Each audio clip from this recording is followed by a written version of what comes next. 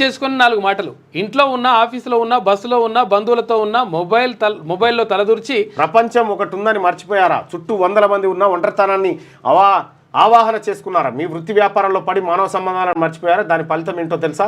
అనారోగ్యం, అకాల మరణం. దీనికి ఒకటే ఔషధం, నలుగురితో హాయిగా కలవాలి, సంతోషంగా గడపాలని తేల్చి చెప్తున్న పరిశోధకులు. ఇప్పుడు పక్కకు 10 మంది కూర్చున్నా కానీ ఎవరి ఫోన్ వాళ్ళే పట్టుకొని చూస్తారు కదా తప్ప మాట్లాడుకుంటలేరు. ఇప్పుడు ఒకప్పుడు తింటే కూడా అందరు కూర్చొని తిందురు. ఇప్పుడు నేను ఒక మాట చెప్తా.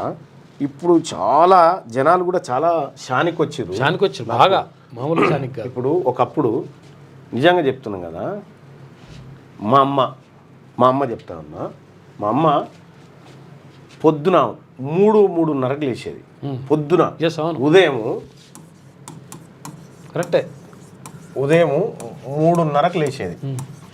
ఇప్పుడంటే జర ఏజ్ ఎక్కువ అయిపోయింది కానీ 3:30కి లేచి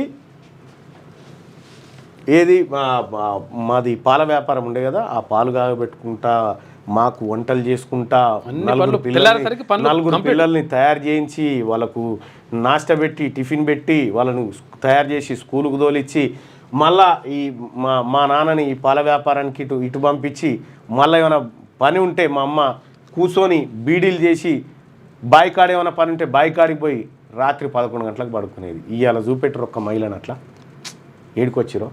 లేదు, అట్లా లేదు అసలే. అట్లా పొద్దున ఇంత ఈ టైంకి లేస్తారా అంటారు. ఇంకా అప్పుడు ఇప్పుడంటే ఇవి వచ్చినాయి కానీ ఇసురుకునేది, ఒడ్లు దంచుకునేది. ఇంకా ఎప్పుడు ఏ పూట కాపూట కందులు తెచ్చేసి ఇసురుకునేది. అంటే పప్పు ఇప్పుడున్నారు అట్లా. ఇప్పుడు గంట 2 గంటలు కాగానే ఓమో నాకు శాతం అయితే లేదు, నాకు తీరుతలేదు, ఇదే వెరీ టైర్డ్.